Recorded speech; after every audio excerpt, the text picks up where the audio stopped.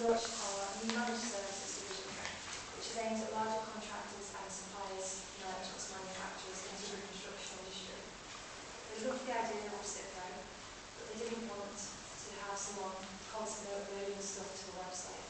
They wanted something more controlled, and they wanted to see where these materials were going. They wanted these materials to go into the community, and they wanted to see reporting to show exactly what's happening with these materials. Again, I'll go into more detail just something like that. So first of all, what's the size of this problem that we're talking about? Construction is the largest producer of waste in this country. We create over a third of all waste, and that's about 90 million tonnes every year. And an astonishing fact is 13% of all construction materials ordered in the UK end up being thrown away without ever being used. That's for a value of £1.5 billion a year. And that doesn't take into consideration the second-hand reusable material or any of that end-of-life sold in stock builders, merchants and manufacturers that are in away. So some of the drivers of change forcing the industry to change now. We've got site waste management plans. They're required on all construction projects at a value of over £300,000. Basically, at the start of the project, you've got to say, here's what waste we're going to produce, here's what we're going to do to minimise that, and here's what we're going to do with any waste we do create. Landfill tax is going up every single year. Every year it's going to get more and more expensive to throw anything away. And then the Waste Regulations Act changed at the end of last year. Companies now need to show their work in line with this, the idea of waste hierarchy. Traditionally, construction companies are great at recycling, but Cipro comes in and helps them to achieve those top two things, helps them to reuse materials and minimise the waste that's being created. So while we've got client pressure, obviously clients want more from their supply chain these days. They're looking for added value in all activities. Companies need to demonstrate their corporate responsibility, what we're doing for the environment and what we're doing for the local community. And then we've got steering groups who are reinforcing this message. In the construction industry, we have Constructing Excellence, Considerate Constructors, BRA, just some of them, and they're all supporting this message. It's best practice, corporate responsibility and sustainability. So just a little bit more about the website. As I said, we launched in 2008. We've got around 6,500 users across the UK, and that's growing all the time. It's basically free to use. Anyone can log on, upload details of surplus building materials, and pass those on to other members. That guy will be free or free of charge. We leave that now to the user. And as you can see from this list, our users come from all different sectors, from businesses, members of the public, to charities, schools. In fact, anyone who uses building materials can find a use for a Cipro. Okay, so now the managed service. As I mentioned before, this launched last year, at the end of last year. Basically came out through talking to large contractors and the supply chain to find out what they need from this service. So, to start with, we'll set up a reuse point on site. We'll give training to the site operative so everyone knows what kind of carpets we use, why we're doing it, to help community projects, save reduce waste, save carbon, etc. Surplus materials are stored in this reuse point. Once they're ready to be collected, we move them to our local reciprocity. The first reciprocity was opened in Wallasey, and the second was opened in last year. Early this year. Materials that are sold into community projects at hugely discounted rates, no more than 40% of the retail value, but average about 25%. And then we can report back to our clients saying, here's how much carbon has been saved. We've got a carbon calculator built up in partnership with Salford University and the Centre for Construction Innovation. How much waste hasn't been created, and of course the community benefit, which includes testimonials, photographs, and the amount of money that those community projects have saved. And here's just some of the community projects we've helped so far. Base Tech work with young people in Wirral, trying to help them into employment and training. They've had nearly 13 tonnes of materials, which is all waste that's not being created. That's saved over 7.5 tonnes of carbon, and they themselves have saved over £6,000. Campus Sound, based in West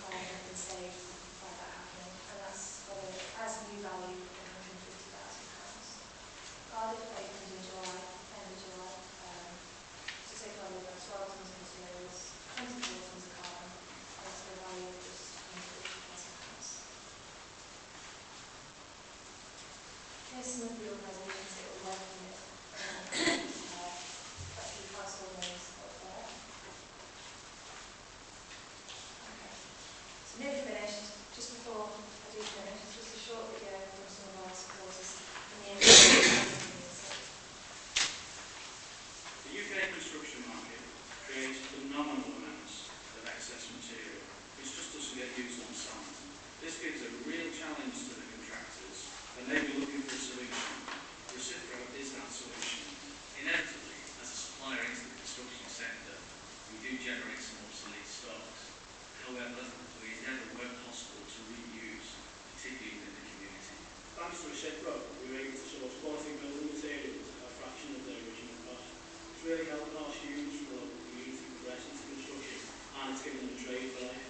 Travis Perkins is supporting Wirral, mainly because it offers a fantastic sustainability solution for our customers. Wirral is a great idea, with construction being the largest contributor of waste sent to landfill. It gives us that opportunity to focus in on the reuse agenda. Wirral helped us with this large building project by supplying building materials at a really low price and us to stretch our budget further. We're a registered environmental body, so by using surplus building materials from Wirral, we're reducing our carbon footprint. It's a web-based application, easy to use, that facilitates the reuse, recycling and redistribution of those excess materials. But it's cleverer than that. It records the waste that's saved and calibrates it in carbon terms for currency in the future. Fantastic sustainable solution from an environmental, social and economic point of view. This is construction putting something back into the community. Thank you very much. Any questions? Thank you for an excellent presentation. Thank you. Are you a charitable organisation? I'm just looking at the literature to see. No, we're a registered business. Registered. It's our intention that the reciprocities, or at the moment we run the two centres, eventually we see that being like a social franchise. We're already talking about how that might work with the actual centres, whereas the business will always remain. So it's purely a business transaction. You pay the builders for the waste. No, they pay us for that service. They pay you to Yes. take the money. So Because it the generates. reporting has such a high value, and the cost that we're charging is lower than they would pay to dispose of it in a skip. Makes sense. And you make a profit of that. We will be. You're a new relatively Yeah, new company. the managed service was only launched at the end of last year. The business only started in 2000. I'm leading on to the domain. What happens to the property? Because you're in an industry, you're in a marketplace where you've got a great advantage, haven't you? You're picking up stock, which the clients are paying you to pick up, and then you're selling it on. Or you say it's discounted rates, but discounted on what? So they would pay between 25 or 40% of what they would pay if they went to Travis Perkins or B&Q themselves. The money that's made in the reciprocity centres stays in the reciprocity centres to make those sustainable, because obviously they have, it's a warehouse, it's got rent, it's got employees, and you see that as being a social enterprise, so that money would be reinvested into the reciprocity centre. That's that question. I think it's possibly very niche market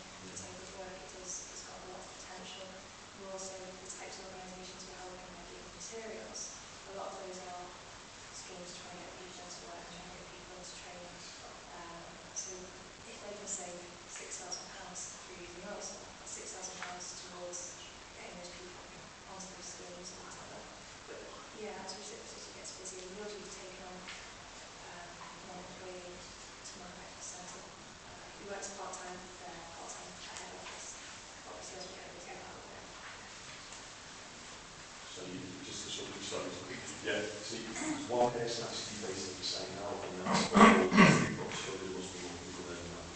It's all hands on deck at the moment. Right, okay.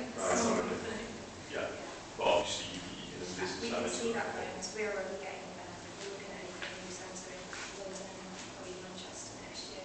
So Mike and I are already never here. So it's going to get busier and busier. So We got this in the bit, yeah, but never mind London, Manchester. yeah, then we get that, but the more we're not able to do the on the ground stuff, the more we're doing the selling at a high level, the more employment we'll need. And head office will stay here because this is where we've done 40 years and we were. You said that reference cities will become social enterprises. Will they be independent of the company or just? Again, because we're still early days and we're not exactly sure how that will pan out, but that's how we see it, to be honest, because we need this to, the types of organisations we're working with, things from contract level and nationwide. So they're already saying to us, we've got a project in so-and-so, and we're like, oh, we're doing all this in Cardiff at the minute. So the more demand we get, because this is going to have to go quite quickly, so we're not going to do that at the moment, which is why we say the franchising options probably most likely. Then you will just wait on a franchise basis. They They have need to to get yearly. yeah, again, we're not sure Just exactly. Yeah, we'd see it would be a small fee towards for obviously the brands, the platforms, the training, but as a big social enterprises, their profits would go in and allow them to develop their own business. Absolutely, that's what they find as a nationwide. Is it just? So I just think the potential benefit of the social franchising is that all these solutions that we're producing are quite locally sensitive, possibly, as well as I think having that local knowledge on the ground would be a benefit as well as wherever we go. So is it just big companies? No, Contractors. anyone can use the service. The 3C website can be used by anyone, but the managed service is we kind of went to the bigger companies to start with just because they've got more work and they've got bigger projects, so we can get more stuff, so we can get better case studies to then go out and sell that. But we eventually see this being something that all contractors would use it. And how are you going to market it to the small company? At the minute, our marketing is mostly on online, word of mouth, and going to events and doing events and things like that. But we've also got some great partners. Travis Perkins are one of our biggest supporters. And obviously, we work at small builders and buying materials. Travis Perkins. So that access to all of the contractors and businesses. So it's, at the moment, they're giving us end-of-life stock. They're giving us a lot of that material that I talked about. They give out our flyers to builders that are coming into store. All their branch managers and warehouses, so if they have someone who's asking them to know what to do with this stuff or trying to return half a pallet of bricks or something, then they can refer them to us. Is there any other companies in the UK that do anything similar to this? There's a few businesses doing the website side of it. We're by far the largest, I think, biggest company's got a couple of 100 users as far as we're aware. There's no one doing the whole lot. There's no one specifically moving materials into the charities. So, because what I mean, if a company like you big companies, if they go from a pallet or a pallet of bricks and not using them, why aren't they getting this switched on and saying, well, we'll do them for the next job, or we'll do it for you? Is it just the holding, or do you hold them, or? Storage. Do you store them? Because you must have massive stuff. To hold Massive materials, stuff. We try and get it, I mean, half of the bricks we need to get into our warehouse because the community projects are desperate for bricks. Yeah. But we have a big warehouse for them. On Wirral. Yeah, in Wallaston. Just obviously, for agents that that's transparent, give materials to yourself. Obviously, it's not their interest, it's the direct buyers to yourself. How do you engage with charities and community groups? So on that, Travis Perkins like working with us because they get, as you can probably imagine, 10 calls a day, each branch saying, hi, I'm charity, can you give me anything free? Or it's much cheap. And then you just say, we give all our own stock to Reciproc and send them along. But the charities, the marketing for that has again been mostly online, word of mouth. We had a really great community event there and we didn't pay anyone to turn up. I think 50 people turn up from the community sector just locally on the road just to come and find out about what we do. It's been, I don't still getting there, but we're quite well known in that setting, I think, in this area. We have loads of great promotions and just get to know the projects. We have a projects page on the website, which anyone can view if you go onto the website. And we ask projects to list their projects. They get like a little blog or Facebook page on. They update that, they put pictures, here's what we're trying to do, here's what materials we need, and we'll talk to them about that. We'll get to know each project so we can really help them, so we can look in your ears and we'll get something that you really need to get the first dibs on it. What's been your experience of working with the council or the parliament? Good. Since we started, we've had a lot of support from Wirral. We've been to a lot of events, seminars, we've had funding, lots of advice, because this is like a new idea. We're a building company, that's what we've done for 40 years, so it's quite helpful to get a lot of advice on trying to go down that route with our business plans especially, because we are looking to get investment to grow this very quickly, so that's been a lot of help. What's been the most helpful thing that you've been with the council? It's helpful at the start. We had a lot of IT, so that really helped us to get the planning calculator built, and the website all working together. That was great, because it would take us a lot longer. But I think just the advice and the business planning. Who was the actual brains behind the project? I'm not going to take credit, it's actually my dad. No, that was a brilliant idea. He's our managing director of Trustland and Cipro. He's worked in Trustland, you know, for 37 years. And he was a bricklayer by trade, and now he's managing director. And he just came up with the idea, because like I said, we were getting pressure off from our clients. What are you doing for the environment? What are your environmental policies? The same as everyone else. If you've done loads of that, you need to tell me what you're going to do to fill that extra bin. And so, like I said, he looked at the problem and it was throwing away a lot of good stuff, and he knew of people who could use that, but he had no idea of getting to them. So instead of saying there's no solution, he said, right, let's give Becky a project. And this is that project. Obviously the council have got lots of network connections, Yeah. you know, within the testing and all sector. Have you had assistance in directing? We have, yeah. schools? Mel Campbell, she's been a really great supporter of us. She actually met us because she got us our apprentice, who's now a full-time employee, has been with us for about 3 years. So she loved what we're doing, and now she's working on the community side. She tells her friends about us. She sends people to us all the time. She came to all of them. She's been a big supporter, and yeah, we have had a lot of help putting that message out there on the newsletters and all that. What's been your experience with apprenticeships? Great, well, we kept him. Yeah, it's been really good. So Paul came to us as a business apprentice. As a Wirral company apprentice scheme, and we kept him on still with us, and he's doing really, really well. He does most of our social media and online stuff. We can't do anything really. And he's a great member of the team. There's only 4 of us full-time on this, so yeah, it's really good. Yeah, the camp chair. And if anyone has still got or wants to look at the original photographs we had outside the town hall, there were over 100 see Paul and Les on that photograph. He was one of the original ones, as Becky said. The camp chair, just to add some bits to what Becky just said. This seems to have been something that Les, Becky's dad, first approached me with. Seems like a lifetime ago, probably about 3 or 4 years ago, I think, to give real credit to Les.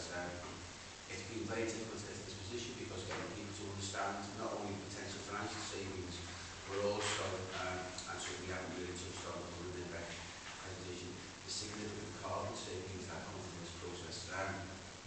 I know Les had many sleepless nights at the house through the determination. I think he's now got to a position with Becky, Mike and others, where we've got a real unique and niche, as others have said, offer here. But I know Les has also, colleagues from the company have also had discussions with some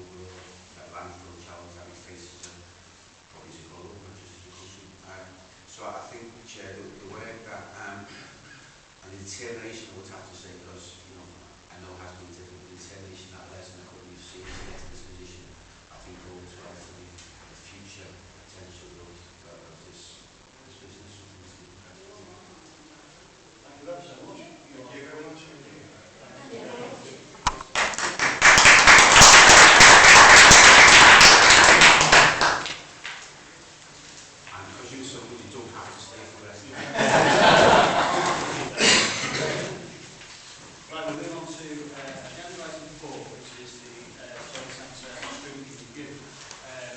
Alan, do you want to grab a place for the table, just in case members want to ask you anything? But basically, this is the final report. The process has been that we've interviewed, I think, 27 people.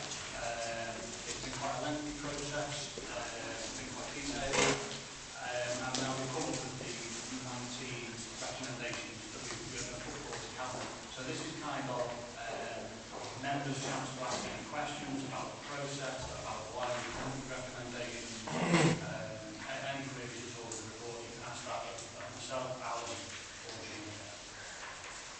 Okay. We might just want to vote the report and move on and go home. It's very comprehensive report now. Personally, I played through each one. And then I put some more down into it, which is fantastic. Just kind of feed all my appreciation. Should we add that to a recommendation? Absolutely. Yeah. First class piece of work. Can we make that one push anymore? He's good there, sorry. Any questions on the process or any recommendation you feel? Any you feel comfortable with any recommendation? Just a bit of a change on the sort of manual duties you so it's at school. Do you think there's going to be a big buy-in from junior and senior schools into that? It's a very good question. My daughter's 10, so I'm now doing the tour of the secondary schools. I went to Pensby Girls' School, and the head teacher in part of a visit, what a fantastic school they are, mentioned the International Trade Centre and said as a direct result of that we've started after school management lessons. So that's gobsmacked, because when we went to meet the education people, we were shocked at how little they knew about the International Trade Centre, and also how little preparation they then put into, well, we could have an influence on children, this could be a skill, it could be, you know, a future marketing, a future employability skill. So very quickly there's been a response which is really encouraging. And the buy-in from the primary schools is already pretty high. Colby School acts as a hub school. So my little son said he's had Chinese lessons already, he can sing and count and all those useful things. He doesn't know what he's singing, but you know, very good. So I think the buy-in, you know, is growing quite quickly. And we've also spoken to the education department. They have an information hub that sends out important messages. Star chamber. So important messages like that we can get out to the head teachers. One of the issues we did notice though is as more and more schools become academies, they become more independent. So selling those messages might get a bit more difficult in the future, and they might get a bit more independent. You know, not there's another way of looking at that. You might have the flexibility to add something like that to the curriculum as well, whereas at the minute it probably won't be as easy for us to manipulate the schools. I mean, school curriculum very much is decided by the school, and we have as an authority have very little influence over that. But what we have been encouraged by is when we've talked about the opportunity the schools have, they're looking for a well-factor schools at the moment. You know, gone are the days when you live there, you went here. You know, so I think schools need to stand out, and they are using this as an opportunity to stand out. Stuart? Is there a potential way to reach the academies? Is there any mileage in engaging with the hub tour? What we've done is, part of one of the recommendations is to the Director of Children's Services to say, how are you going to communicate with these people? So we've kind of passed it over to officers saying, these are important messages, how do you do them? So we've kind of put it back in, we've raised the concern, put it back to officers, and into recommendations. Anything else? George? Can I just, if you don't mind, Mark, I've read the report, good report, but, you know, I think Kevin knows what I'm going to say, I'll leave that though, in particular. In terms of, you put down your recommendation 7, soft landing support, accommodation. Now, I've had this this discussion long with Kevin in particular. I don't want to see people coming in to work on a will and live in a will. It's just a pointer at the, you know, if we're part and parcel, and feel a part and parcel of this, I just honestly believe that we have known about this now for 12 months. I can answer that question quite easily. One of the recommendations is around coming up with the concept of what we call preferred partners to deliver services, so we can strongly influence that. For example, if you come and live in the UK, after 1 year your national driving licence doesn't stand the test here, you have to transfer to a UK licence. So things like driving instructors and, you know, all those kinds of things.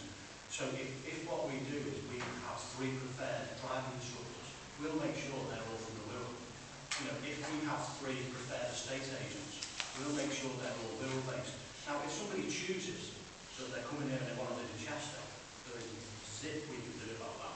But I think we can skew things in our favour by having these preferred partners. So that was some of the thinking behind a preferred partner. And also the preferred partner idea was that the soft landing team would have this like catalogue of so anybody asks a question, you go to the catalogue of resources, you flick down, find your preferred partners, and then offer the options out. So that's how we're trying to keep things local, and that's why we put those recommendations in, to make sure there's as much benefit to the locality as possible. And then... Can I just mention, Chair, I mean, the meeting we had with yourself and Jean and Alan, I thought was very positive over this, and of course the League of Council. I mean, you touched on a number of issues which George has just mentioned. I think that's important what you just said, because it's going to be a big cultural change all round, isn't it, on both sides. And certainly that package needs to be in place, isn't it, the signposts and whatever. I mean, that's the resource implication, which we touched on, which, you know, it's not going to be, I wouldn't have thought it would be coming from us. But certainly, I know you said yourself and others to look towards Peel to help out in that direction. But certainly we're going to need signposting to a whole new world, isn't it? And things like houses George touched on, schools you mentioned, which I think if that's happening already, I think that's a real positive move. But it's bringing all those pieces of the jigsaw together, isn't it? As you mentioned in the report. But it's very exciting, and certainly it's a great opportunity, is it not? And I know the officers are doing that in terms of jobs and investments to promote Wirral in a big way, which is what we're talking about. Kevin, can you touch on business rates and how that rebate helps answer some of those questions? Yes, Chair.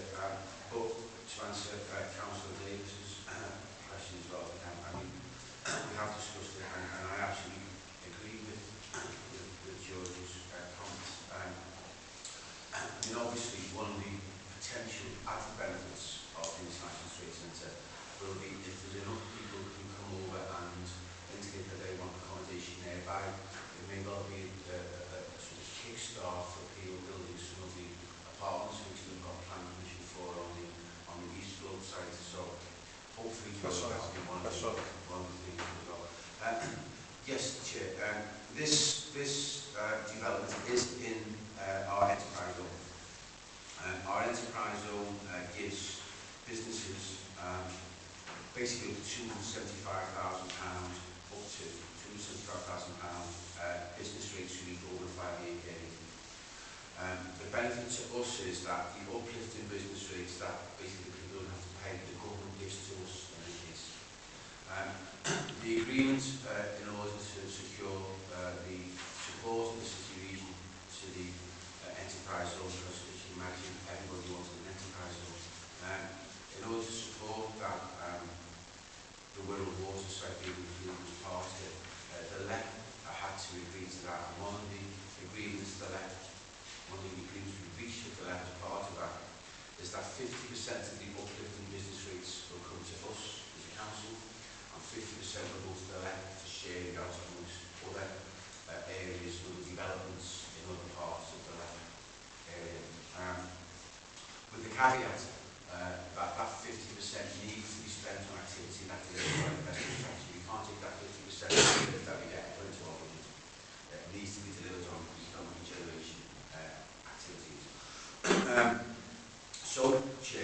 as businesses occupy the International Trade Centre and we see an uplift in our rates, we will get 50% of that uplift in rates as a council to be able to deliver our enterprise strategy. I would argue some of the activities in the soft landing will help us deliver our our investment strategy, and therefore there is, I believe, absolutely legitimate use of those enterprise zone business rates uplift to support some of the soft landing type activity that this report identifies. So a caveat in that is obviously the business rates will come after people who occupy some of the support may need to go before. So one of the things we may need to look at and discuss with finance colleagues is how can the council potentially fund up front with the promise of business rates coming back. Remember, we wouldn't be delivering any of this soft landing support unless there was people that would want to actually occupy it and then pay business rates, because unless they're coming over and want that support, we would need to deliver it.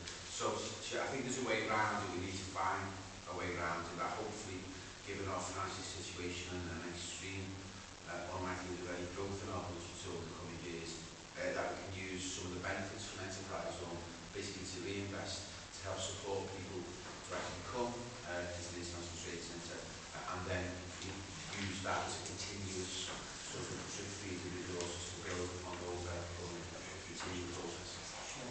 Can I come back on that? The lack of funding, Kevin, it really worries me. Is it going to hinder this terrific opportunity that Wirral have got after all the hard work that's gone into it from both members and officials? But the big worry is, and it must be, where all the departments concerned, is the sheer lack of funding. The cuts are so deep and harsh. Can we rely on this coalition government to fund for what's going to come in the future? Chair, if I can. Certainly in terms of the enterprise zone, we have got an agreement that the enterprise zone business rates will continue. So that is a potential source of funding. And if you like, the more successful we are in getting people to occupy and therefore gain access to the business rates we need, the more we get to council.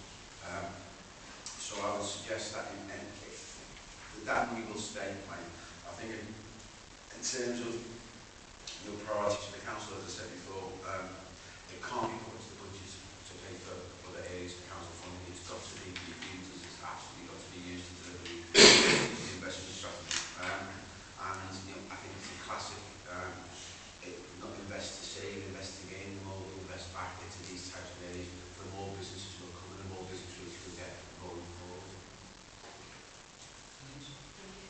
Sorry to be a bit negative, Chair, but obviously the line in front of people, I mean, what impact do you think it's going to have?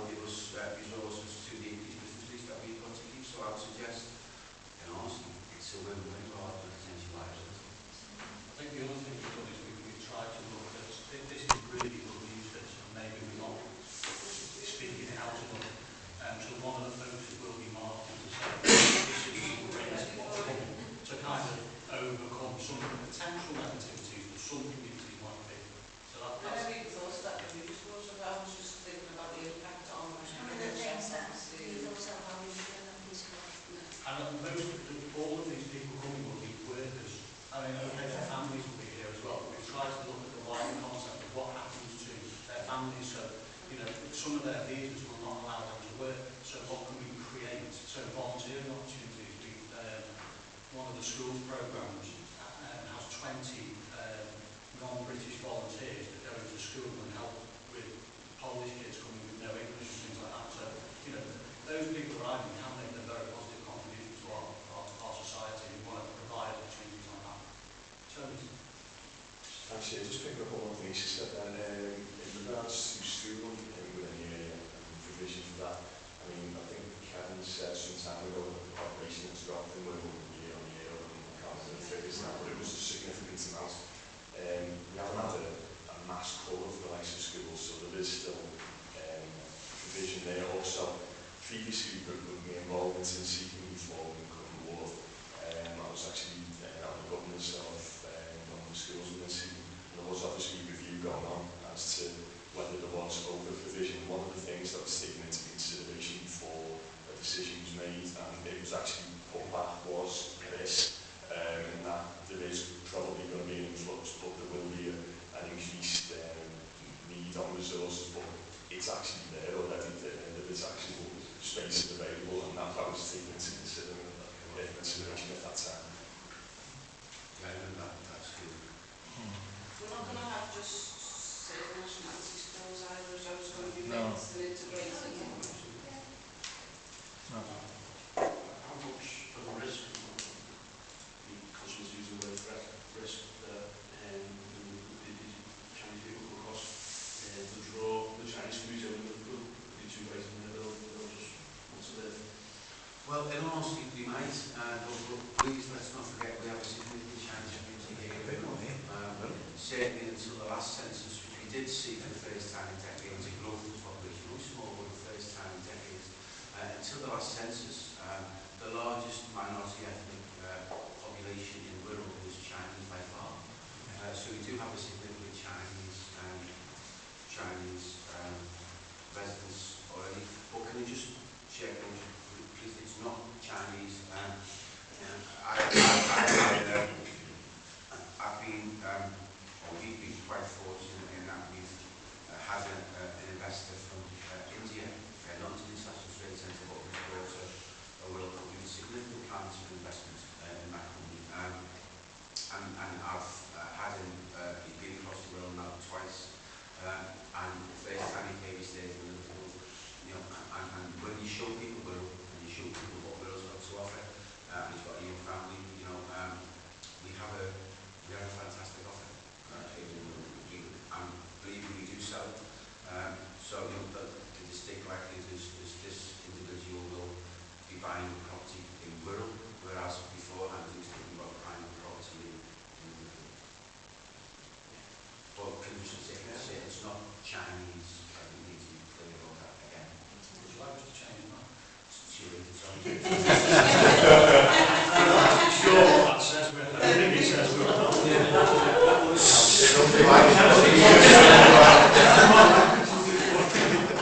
Does anyone know what that means? We think it says we're welcome to being. Yeah. Just a very quick one, Matt. Just what you said before, and what you mentioned Jamie himself has been talking about. In terms of the schools, I sit as a governor on St Anselm's and their high school for girls. Neither of them were aware of what was going on. Spoke to the head, basically said, now Upton Hall Convent do it, they do Mandarin, the same as Caldy. But I think, if I'm not mistaken, they're the only two schools that do it on the Wirral.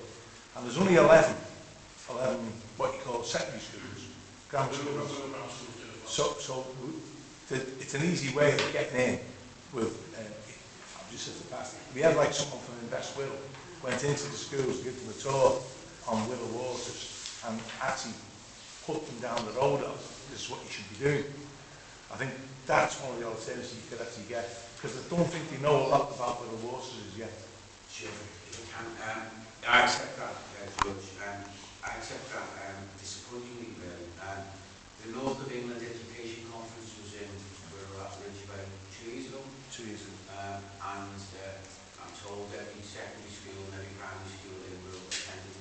And I was there, and they had supportive of our presentation on Wirral Waters and the evolving at that time thought of International Trade Centre. So that's disappointing, but obviously something we need to react to and learn from and probably go out yet again with the message. Evidently, it's a very difficult language to learn, Mandarin. I don't know. People have told me it's a very, very difficult language to pick up. Yes, in recommendation 15, you're all about raising the awareness within the school sector. Right.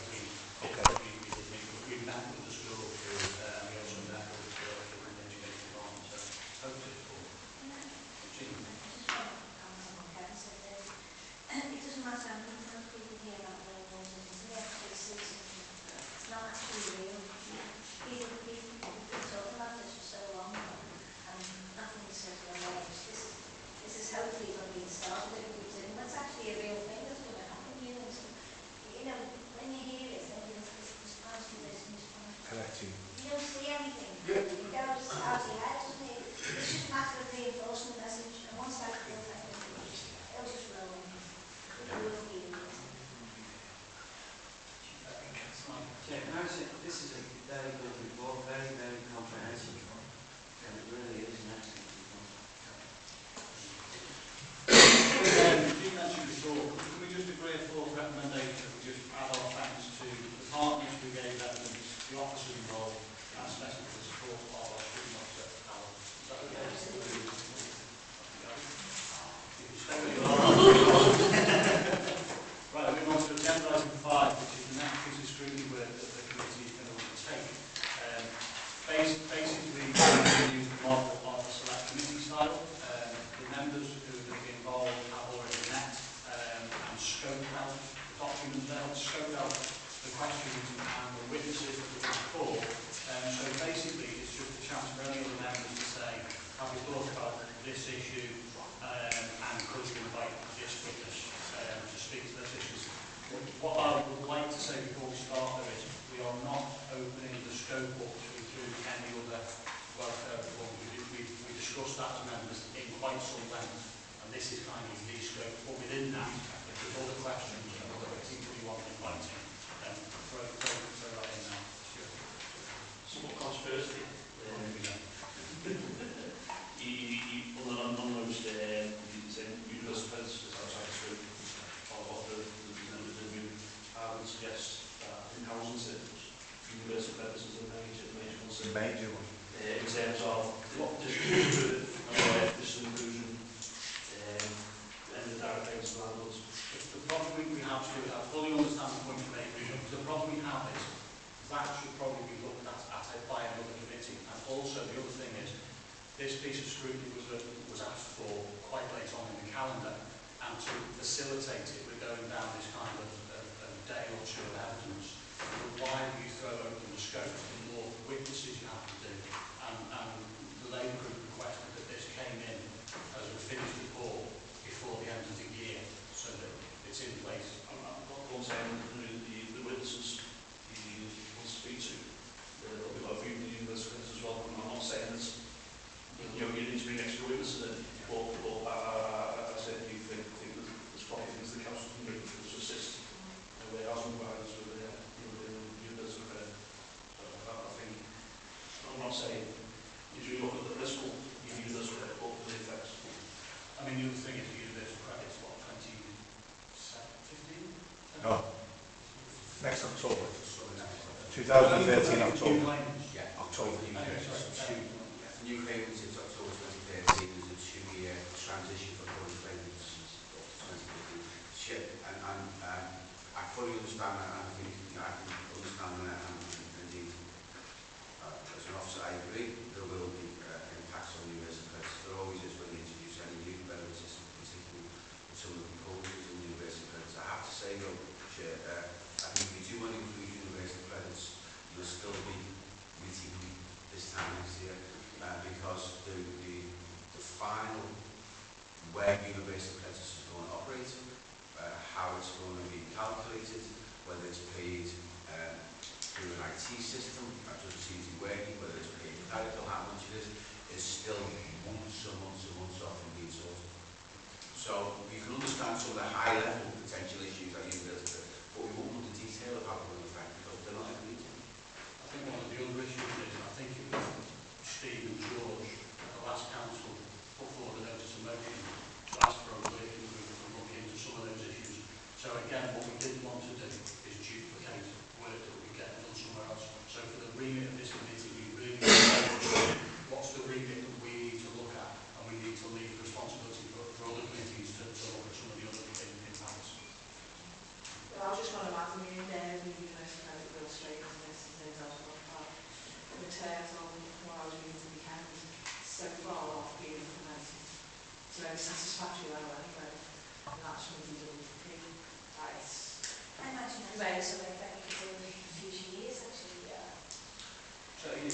content with that kind of... Already content or not? Yeah, I would suggest that if during the testimony you take universal credit or an issue comes up, you need to be aware of it. But I would honestly say the legislation, what's in, what's out, the IT and everything else, is still not decided, so it's assumptions at this stage. Some quite well founded assumptions, but there's no details to it. And there is another piece of work ongoing. Sorry, Mike first. I'd just like to say on the universal credit, you're right, Chair, it's such a kibosh at the moment. I was at another residents' meeting today with Wirral Partnership Homes, and the chap there was doing his best to answer questions, and he just couldn't. And I was trying to bat off questions, because I've read up on it, but it's in such a mess at the moment. It's a work in progress, or not a work in progress, whichever way you want to look at it. And at the moment, it's in such a state of confusion that our committee really, until more work's done and there's more clarification, we'd be wasting our time looking in depth at anything at the moment. And some of the changes that we've chosen to look at are coming in April. That helps the urgency that you've asked for. I've been some demonstration projects with numerous firms because the government's Well, I not... think the task force that Steve and George have asked for will pick that up better place than us. Anything else before I George? I was just going to say, Mark, you're absolutely right what you're saying, and what Kevin said is absolutely right. What we don't know is the finite detail of what the universal credit will be. What we do know is the date it is supposed to start, October the 30th, 2013. That's the date set. Whether it will take place, whether it won't take place, is another issue. And I think what you've got on the table at the present moment in time is the bedroom tax. And I think what you're doing is fine. So you can I won't call it the bedroom tax. And you won't change me on that. It's the bedroom tax. But anyways, the serious part about it is that will be in and that will be implemented on the 1st of April 2013. You've got chance, once we've started ours, to even come back and scrutinise if it is in place and it's going to take place in October. You've got the opportunity to come back on that. But again, it might be, it will probably be a different committee. Yes. Sustainable communities. Yeah. Anything else on the question? We get back to we're after, are the right witnesses coming? Is there anything we're missing? Are there any other questions? Or are we quite content?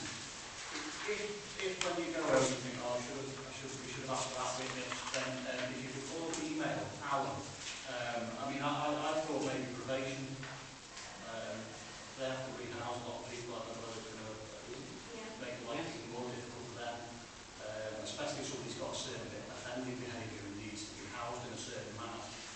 That might cause some difficulties for probation. Yeah, I think that's a good idea. Just to probation doesn't house anybody who's legal, and they make referrals for us to be housed. Just to put clarification, I think we're a home staff need to be on it. Or probation services, yes, I think I think have some effect on the volumes we see, but I say that's right, so just please clarification, they don't be housed anybody. Supporting people, anybody in the supporting people team directly, so I'm not sure if that will happen. These are almost the team, aren't they?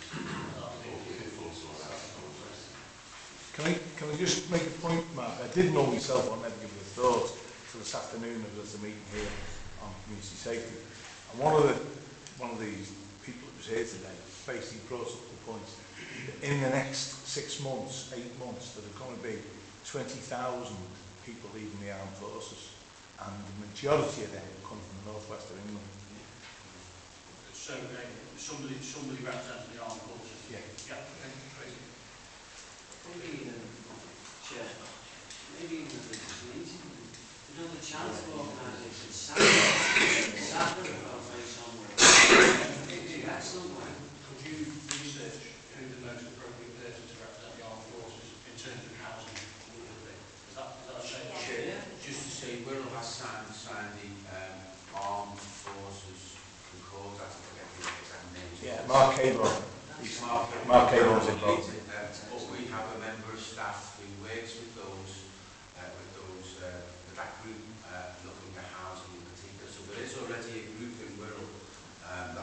should be here. that with. I think maybe they should be the ones who questions society and all that we support.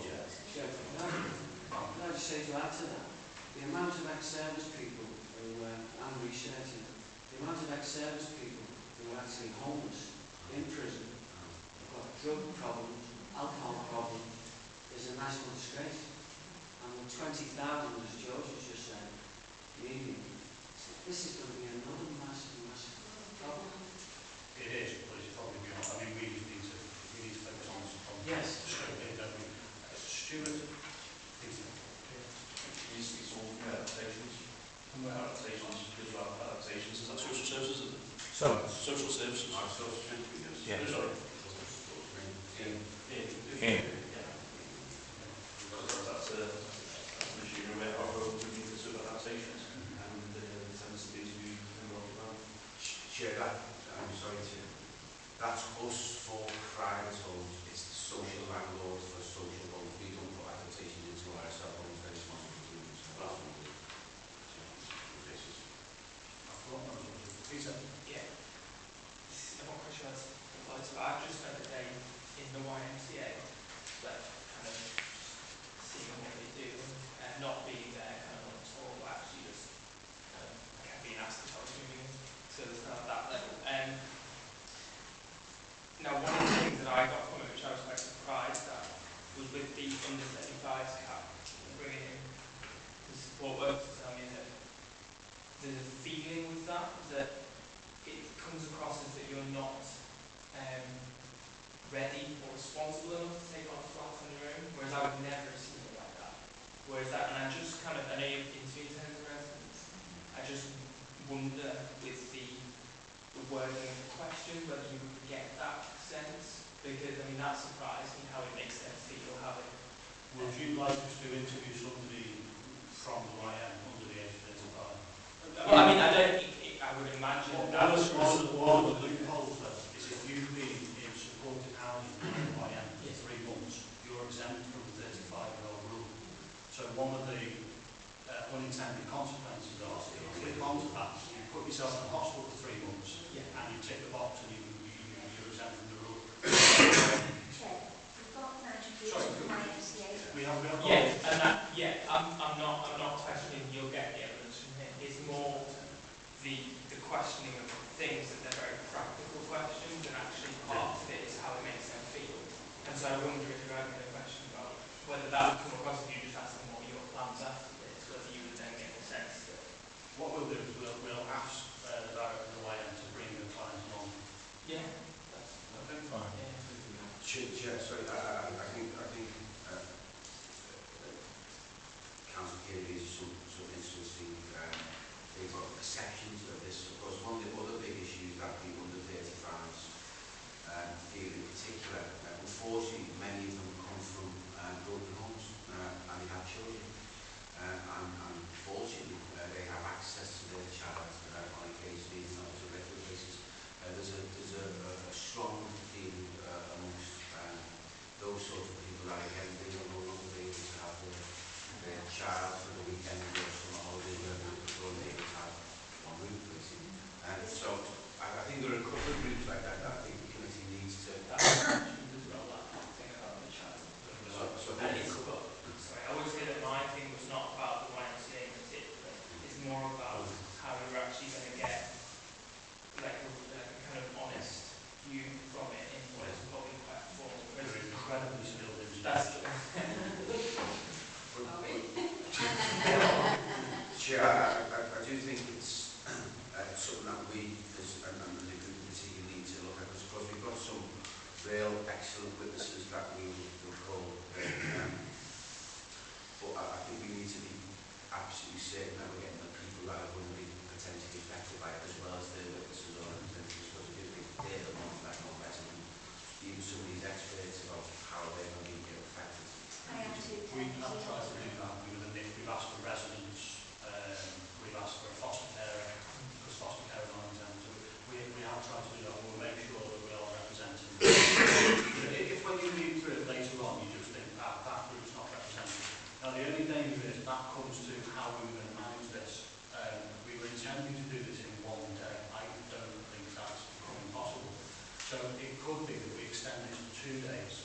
Now there are 6 members involved, so if members wanted to just say, well, we'll have 3 members for one day and 3 members for the other, and do it that way, or but equally, if members want to commit to the 2 days, absolutely fine. But we'll build in some flexibility around that, so if you can only commit to one day, then don't worry about that. We can, make sure that you actually value one day one. I mean, the beauty of Scrutiny, part of Scrutiny work is you have to trust a team of members and get on with it, don't you? So we can play with it like that, but I think we've fast come to the conclusion with a few extra interviews, probably in 2 days, which is still 10 times quicker than the way we do Scrutiny work at the moment. So. Chair,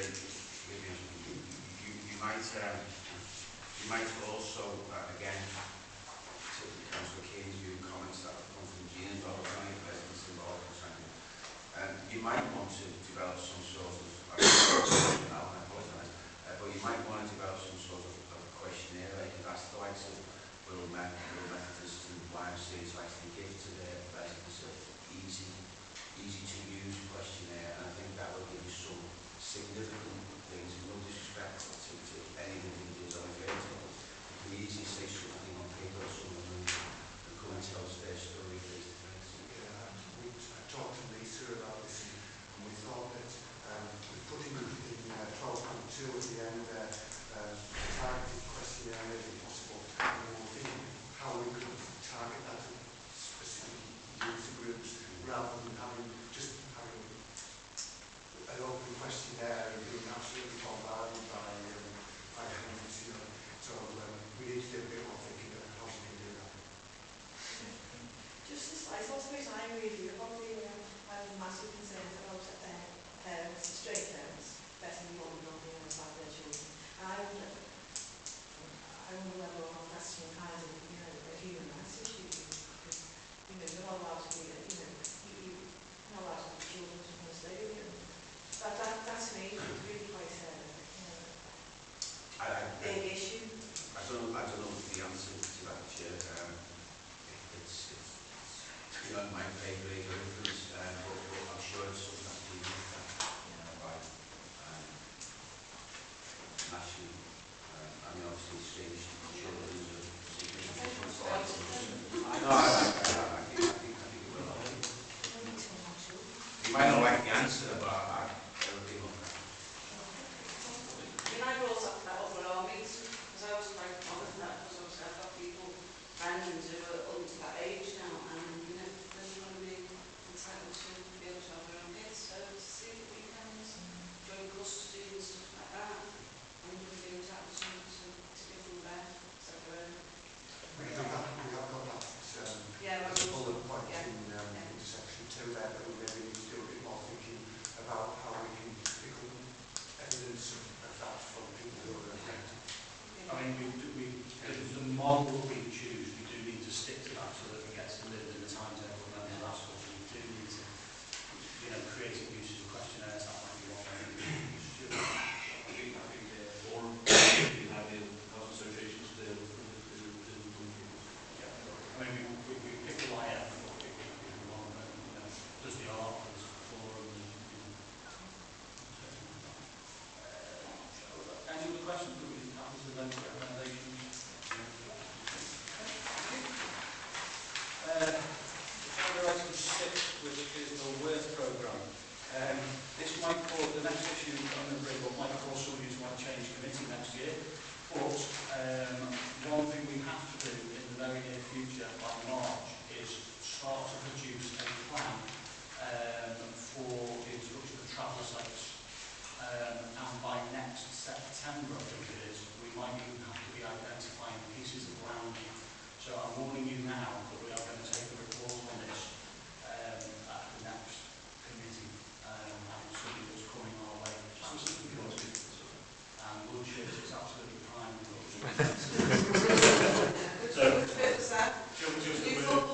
Just a word for warning that is coming, and that's something that this committee is going to have to deal with. Kevin, you need to speak to that story. Pass it on, Kevin. Pass it on. Pass it on. Yes, Chair, if I can.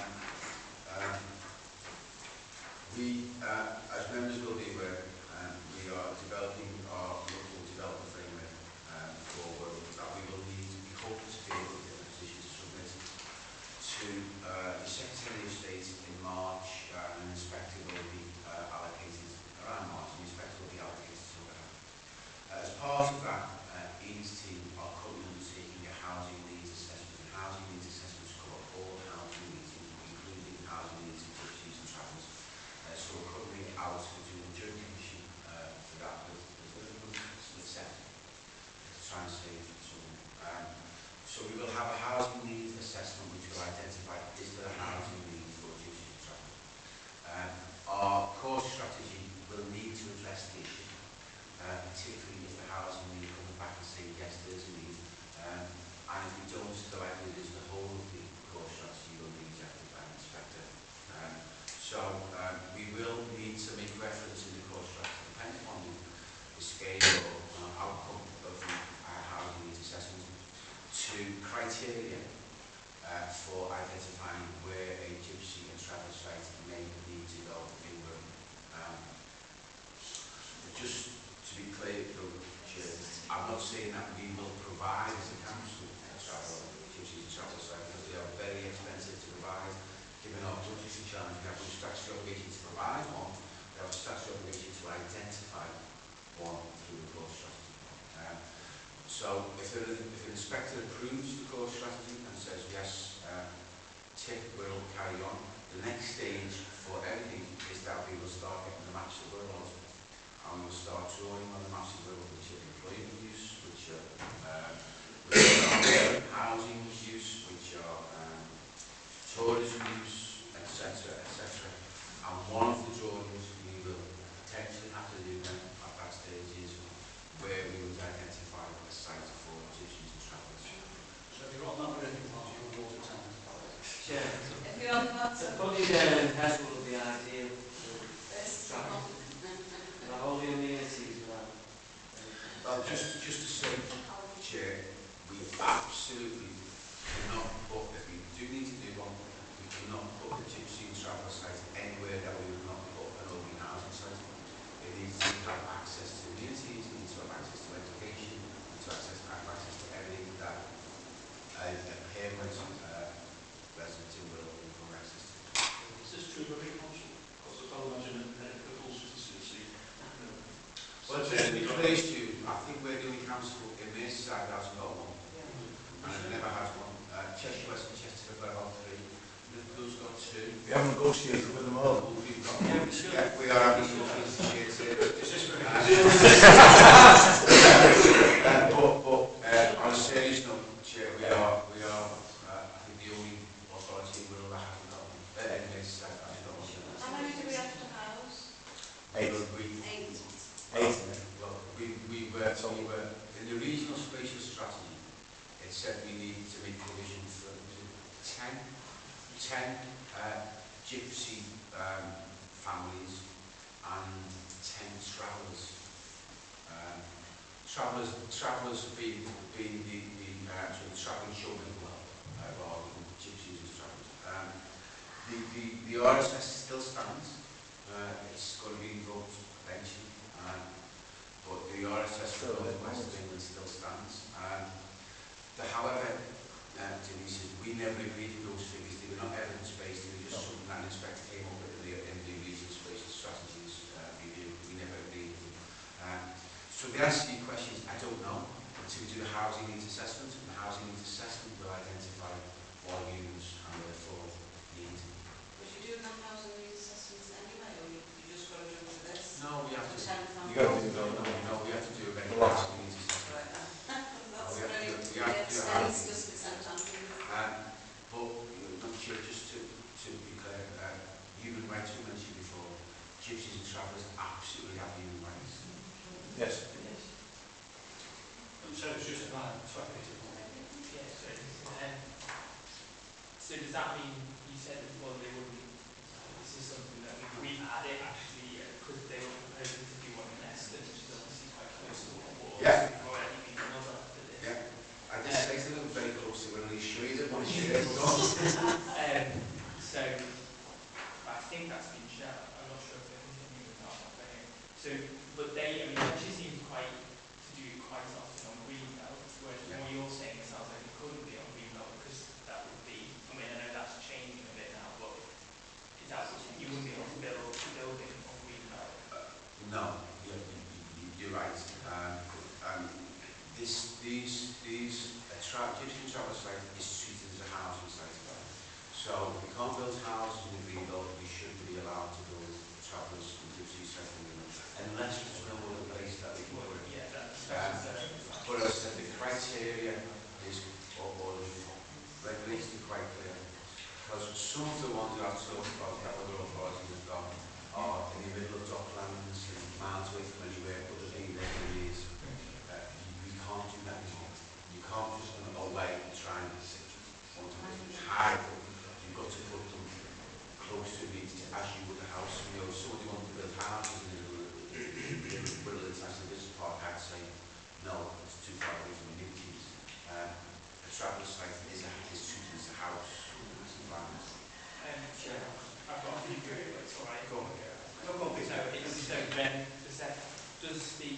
the needs assessment will be done, then that will come up with a number. Correct. Does the number then take account of existing sites? So for private, I mean, I'm not sure, but it was my understanding that there was something around Wirral. I don't know if there is or not, but the police had sort of said that there was something over there. Nothing on Wirral. There's nothing on Wirral. There might be an unofficial site, but there's nothing. We have no official sites in Wirral. Private or otherwise. Just hang on, Mike, Tony, Jean. Just a quick one. Does that mean that we've got registered sites, and we should have registered sites? It's a disgrace that this employer hasn't gotten them so far down the line. But when they are registered and they move, does that mean they would pay council tax? The same as any household, any resident would? I have to pass chair, I don't know the answer. I do know we get new loan bonus. Change every 4 weeks. Sorry, I mean, the answer is yes and no, because there's two different types of sites. There's a transient site, potentially, and a permanent site. I would argue permanent sites, yes, because that's where gypsies and travel will live permanently. You just will live in a caravan or in a house. Or I'm fairly sure transient sites would. Are there any other questions about the detail of what we might discuss at the next committee? It's a very valid question. It is very valid. I'll remember that comment from Mike as Mike's councillor when he starts lobbying me when it's going down the corner. I've got no prejudice against travellers or gypsies. We'll see him in the photo. Yeah, So we actually got a statutory obligation to identify and then ultimately in the future provide one on Wirral. That's the first point. And the second point was you mentioned the fact that it could be extremely, and they are extremely expensive to provide. That's the bit I've got the major obligation, major objection to, not the fact of having one, as Nancy said. There's no objections around the fact that they are having a traveller site. What I have got extreme objections to the cost of money, because a housing site will generate money, whereas I don't see why we should have to have one if we're going to have to fund it. Can I just say, Chair, I mean, can I ask you to answer that, because there is, if you don't have one, what it will cost you, because that's the other side coming back the other way. If you don't have it, if you don't provide one, when the government specify, if they came here and parked up at the dips in Brighton, you couldn't shift them. You couldn't shift them, because the simple fact you haven't provided a facility. Well, the George's point there is that because we haven't got a site and we're dealing with them both in terms of trying to keep their welfare is really high, because obviously it's got us with children and often vulnerable clients as part of the league that they want to offer with them. The costs are quite significant in terms of moving from one site to another. We have to serve notices on them, has to go into the course, and then there's also the visits to the welfare, which all the kids are accessing school rules, health, they need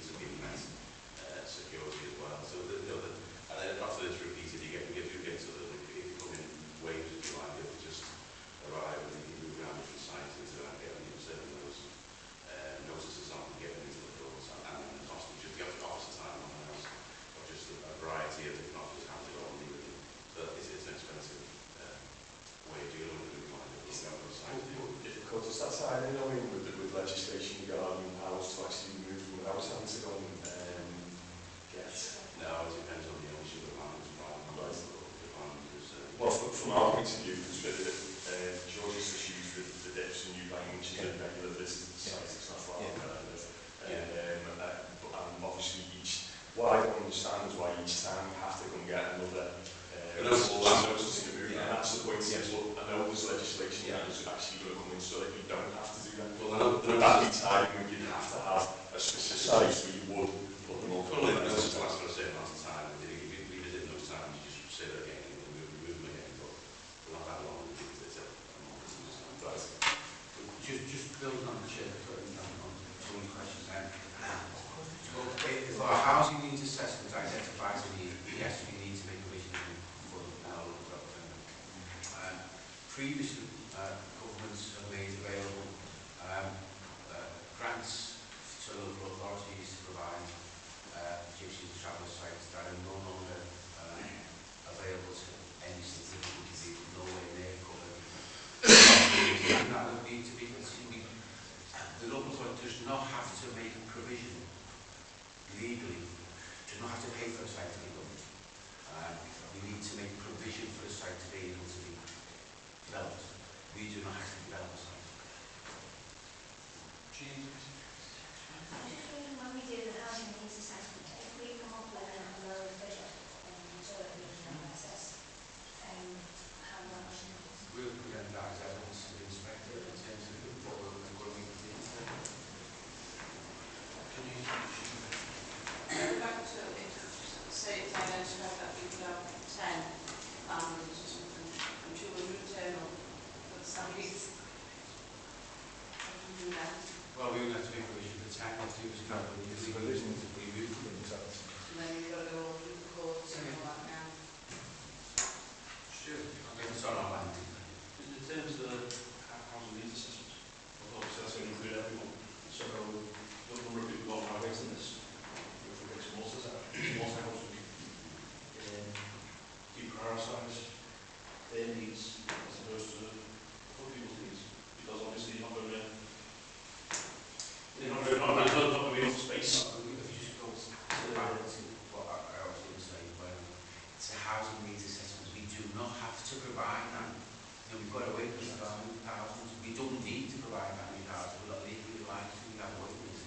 So it's a needs assessment. But again, to be honest, gypsies and travellers are a protected group. They have human rights. They have legal status that we need to meet. Peter, and then we're going to close the issue down because we will discuss. Can I just check the date of that? I'm sure I've got it right.